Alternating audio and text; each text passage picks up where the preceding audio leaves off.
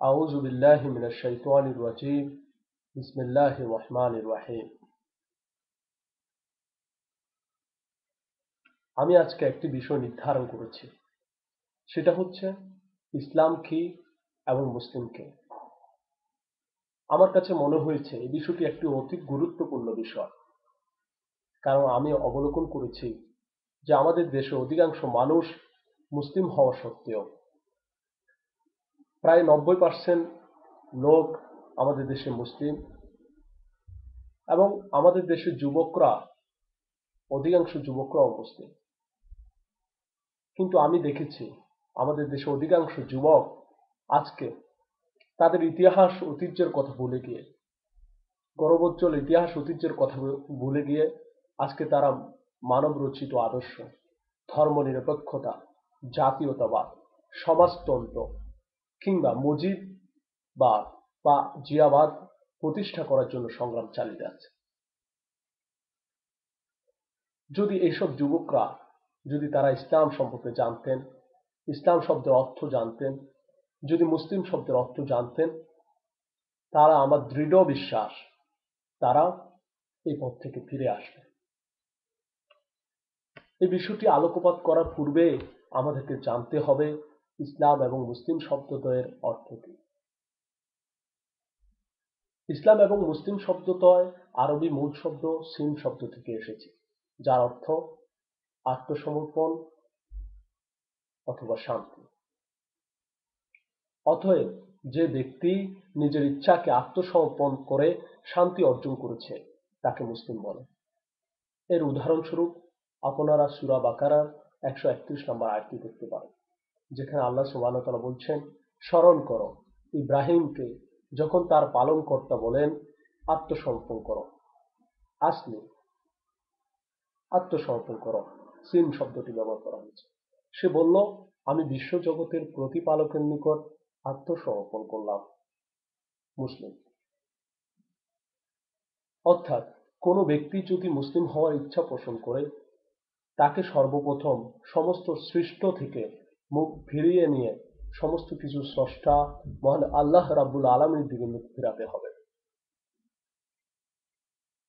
যেমন আল্লাহ সুবহানাহু ওয়া তাআলা বলেন, বলো আমি সমস্ত কিছু থেকে মুখ ফিরিয়ে তাহার দিকে মুখ ফিরালাম যিনি নভমণ্ডল ও ভূমণ্ডল সৃষ্টি করেছেন, এবং আমি মুশরিক নই। সূরা আনামের ৭৯ নম্বর আয়াত। তাহলে বোঝা গেল যে আমাকে সর্বপ্রথম সমস্ত কিছু থেকে মুখ ফিরিয়ে দিতে হবে এবং তার দিকে মুখ ফিরাতে হবে যিনি আমার স্রষ্টা। এটি একটি উদাহরণের মাধ্যমে বিষয়টা ক্লিয়ার হবে বলে আমি বিশ্বাস করি। আর তা হলো, অনেক এথিইস্ট, অনেক নাস্তিক যারা জন্মগতভাবে হিন্দু অথবা খ্রিস্টান, পরবর্তীতে তারা তাদের দেবতা সমূহকে ত্যাগ করেছে যাদেরকে তারা পূজা করত। কেন? যেমন একজন হিন্দু যে কিনা শিক্ষিত, সে, তার এই বিশ্বাস জন্ম হয়েছে যে আমাকে, যে মূর্তি নিজেকে রক্ষা করতে পারে না, সে কিভাবে আমাকে রক্ষা করবে, সে কিভাবে আমাকে সাহায্য করবে, আমাকে জীবন চলার পথের গাইডেন্স দিবে। সে বলল, কোনো ইলাহ নেই, কোনো আল্লাহ নেই।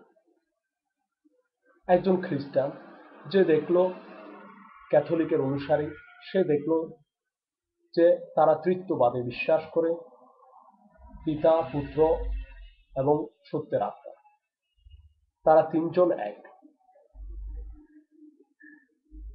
এই জন্য একজন বুদ্ধিমান খ্রিস্টান, জ্ঞানী খ্রিস্টান, সে যখন বড় হলো, সে ভাবতে আরম্ভ করলো যীশু খ্রিস্ট একজন মানুষ ছিলেন আমাদের মতো, সে কখনো আল্লাহ হতে পারে না, সে কখনো স্রষ্টা হতে পারে না, সে নিজেও জন্মগ্রহণ করেছেন। তাই বলল, যেহেতু তার কাছে আল্লাহ সম্পর্কে সঠিক কনসেপ্ট নেই, সঠিক ধারণা নেই, সে বলল কোনো ইলাহ, কোনো আল্লাহ নেই। তাই একজন মুসলিমকে সর্বপ্রথম, যেরকম একজন হিন্দু, একজন খ্রিস্টান সমস্ত মিথ্যা আল্লাহগুলোকে প্রত্যাখ্যান করে সে অ্যাথিস্ট হয়েছে, সর্বপ্রথম একজন মুসলিমকে সমস্ত কিছুকে প্রত্যাখ্যান করতে হবে। তারপর তাকে আল্লাহ সম্পর্কে তার সম্যক ধারণা অর্জন করতে হবে। আর তা হলো, কুল হুয়াল্লাহু আহাদ, আল্লাহুস সামাদ, লাম ইয়ালিদ ওয়া লাম ইউলাদ ওয়া লাম ইয়াকুল লাহু কুফুয়ান আহাদ। বলো, আল্লাহ এক ও অদ্বিতীয়, সবাই তাহার উপর নির্ভরশীল, তিনি কাহার উপর নির্ভরশীল নন। তিনি জাতক নন, জনক নন,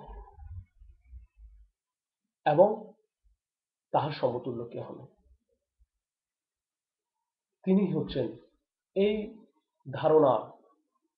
ধারণার মধ্যে, এই কনসেপ্টের মধ্যে যে ব্যক্তি, যে সত্তাটা পড়বে, তাকে আমরা মুসলমানরা আল্লাহ হিসাবে গ্রহণ করি।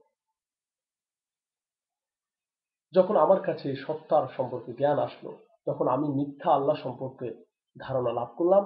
এখন সমস্ত ইলাহকে আমাকে বর্জন করতে হবে, একমাত্র তার দিকে মুখ ফিরাতে হবে, যিনি আল্লাহ, যিনি এক ও দ্বিতীয়, যিনি কাহার উপর নির্ভরশীল নয়, সবাই তাহার উপর নির্ভরশীল, যিনি জনক নন, জাতক নন, এবং তাহার সমতুল্য কেহ নন।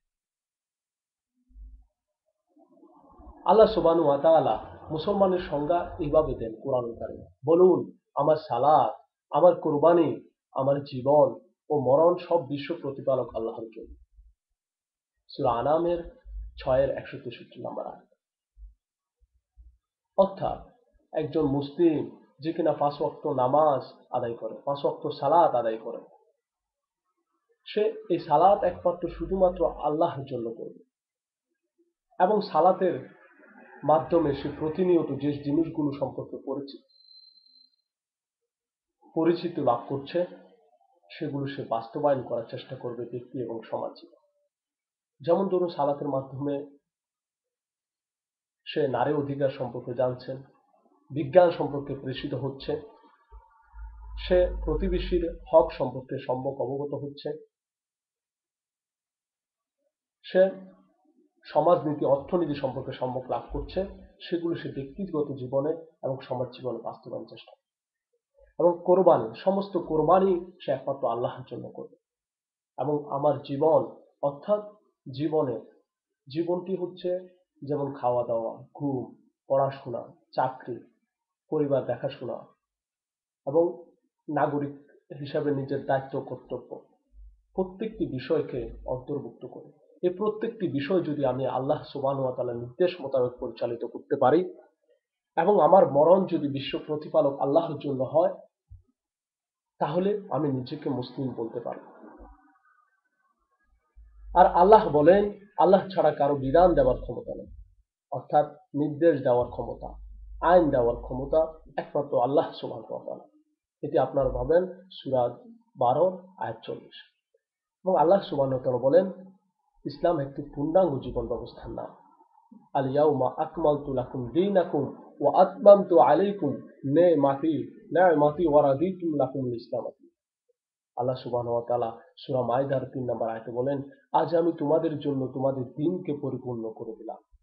অর্থাৎ এখানে আধ্যাত্মিক এবং পার্থিব উভয়টাকে পরিপূর্ণ করা দেখা হচ্ছে। এটি হচ্ছে ইসলামের বিশেষত্ব, ইসলামের সৌন্দর্যতা, যেখানে আধ্যাত্মিক দিক এবং পার্থিব দিক দিয়ে পরিপূর্ণ। তাই একজন মুসলিম কখনো জাতীয়তাবাদ, ধর্মনিরপেক্ষ, সমাজতন্ত্র, বস্তুবাদ, কমিউনিজম, হিন্দুইজম, বুদ্ধিজম, খ্রিস্টানিটি ইত্যাদিতে বিশ্বাসী হতে পারে না।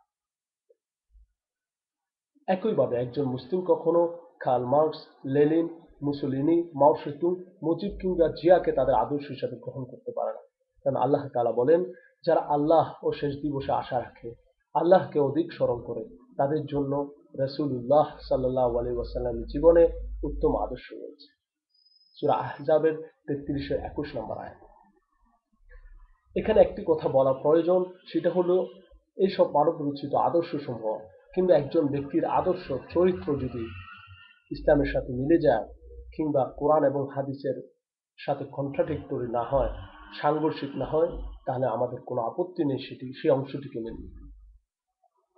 আল্লাহ সুবহানাহু ওয়া তাআলা বলেন, যে ইসলাম ছাড়া অন্য কোনো জীবন ব্যবস্থা তালাশ করবে, তা কখনো গ্রহণ করা হবে না। এটি হলো সূরা আল ইমরানের 3-25 নম্বর আয়াত। অর্থাৎ ওয়ামাই ইয়াবতাগি গায়রাল ইসলাম দীনা ফালা ইউকবালা মিনহু ওয়া হুয়া ফিল আখিরাতি মিনাল খাসিরিন। যে ইসলাম ছাড়া অন্য কোনো জীবন ব্যবস্থা তালাশ করবে, তা কখনো গ্রহণ করা হবে না, আর এটাই হলো কালিমায়ে তাইয়্যিবা, লা ইলাহা ইল্লাল্লাহ মুহাম্মাদুর রাসূলুল্লাহ, অর্থাৎ আল্লাহ ছাড়া কোনো মাবুদ নেই এবং মুহাম্মদ সাল্লাল্লাহু আলাইহি ওয়াসাল্লাম আল্লাহর বান্দা ও রাসূল।